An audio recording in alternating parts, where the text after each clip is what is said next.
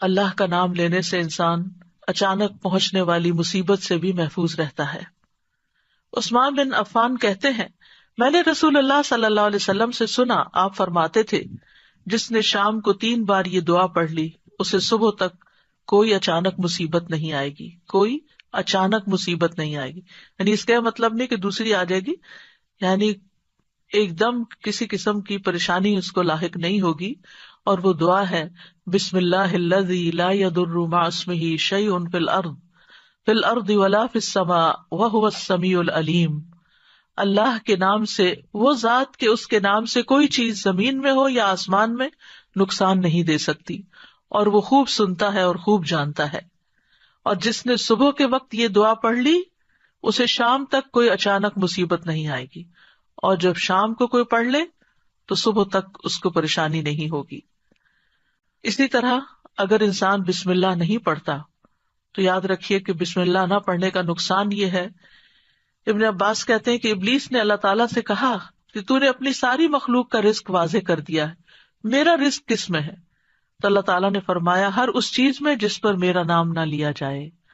تو گویا جس چیز پر ہم اللہ کا نام نہیں لیتے وہ رزق پھر شیطان کے حصے میں چلا جاتا ہے، گویا ہم اپنے دشمن ہی کو فیڈ کرتے ہیں۔ قیامت کے دن بھی اللہ کے نام سے وزنی کوئی چیز نہ ہوگی۔ پھر اسی طرح یعنی اس دعا کے پڑھنے کے مواقع کون کون سے ہیں؟ نمبر 1، ہر کام شروع کرنے سے پہلے، تاکہ اس میں برکت اور مدد حاصل ہو، اس کے اندر قبولیت ہو، ہمیں اخلاص نصیب ہو۔ پھر خاص طور پر کھانا کھانے سے پہلے، حضرت عائشہ کہتی ہیں کہ رسول اللہ صلی اللہ علیہ وسلم نے فرمایا، جب تم میں سے کوئی کھانا کھانے لگے تو چاہیے کہ اللہ تعالیٰ کا نام لے، پھر اگر شروع میں اللہ تعالیٰ کا نام لینا بھول جائے تو چاہیے کہ یوں کہے، بسم اللہ اولہ و آخرہ، اللہ کے نام سے اس کھانے کے شروع میں اور آخر میں بھی۔ پھر اسی طرح لباس اتارتے وقت بسم اللہ پڑھنی چاہیے۔ انس رضی اللہ عنہ سے روایت ہے کہ نبی صلی اللہ علیہ وسلم نے فرمایا، جنوں کی آنکھوں اور بنی آدم کی شرمگاہوں کا پردہ یہ ہے کہ جب ان میں سے کوئی اپنے کپڑے اتارے تو بسم اللہ پڑھ لے، یعنی اتارنے سے پہلے پڑھ لے، تو جن اور شیاطین کی نظر نہیں لگتی۔ اسی طرح جب آپ بچوں کو کپڑے تبدیل کروا رہے ہوں تو اس وقت بھی بسم اللہ پڑھ لیں۔ اسی طرح بیت الخلاء جاتے وقت یعنی اندر پاؤں رکھنے سے پہلے بسم اللہ پڑھ کے دروازہ کھولیں۔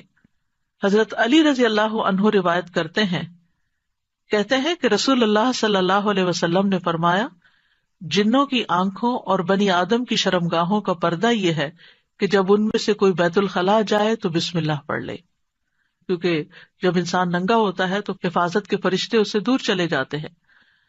تو اس وقت حفاظت پھر کس سے حاصل ہوگی؟ جب آپ واش روم میں جانے سے پہلے بسم اللہ پڑھ کے پھر داخل ہوں گے۔ اسی طرح وضو سے پہلے، ابو ہریرہ کہتے ہیں کہ رسول اللہ صلی اللہ علیہ وسلم نے فرمایا، لا صلاۃ لمن لا وضوء لہ ولا وضوء لمن لم یذکر اسم اللہ تعالی علیہ، کہ جس کا وضو نہیں اس کی نماز نہیں، اور جو شخص وضو کے شروع میں اللہ تعالیٰ کا نام نہ لے اس کا وضو نہیں۔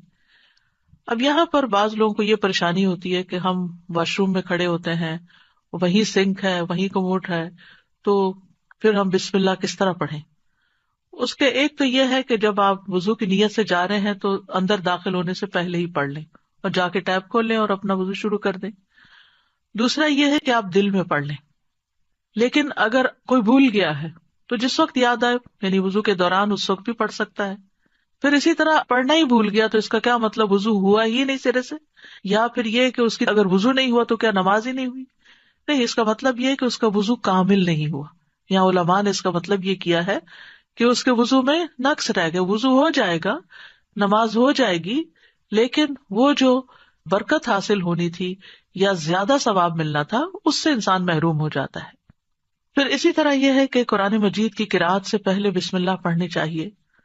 قتادہ سے روایت ہے، وہ کہتے ہیں کہ انس رضی اللہ عنہ سے سوال کیا گیا کہ نبی صلی اللہ علیہ وسلم کی قرأت کیسی تھی، تو انہوں نے بیان کیا کہ آپ صلی اللہ علیہ وسلم کھینچ کر پڑھتے تھے، پھر آپ نے بسم اللہ الرحمن الرحیم کو پڑھا، یعنی بسم اللہ الرحمن الرحیم، یعنی مد کے ساتھ پڑھتے تھے، الرحمن کو اور رحیم کو بھی کھینچ کر تلاوت کرتے تھے.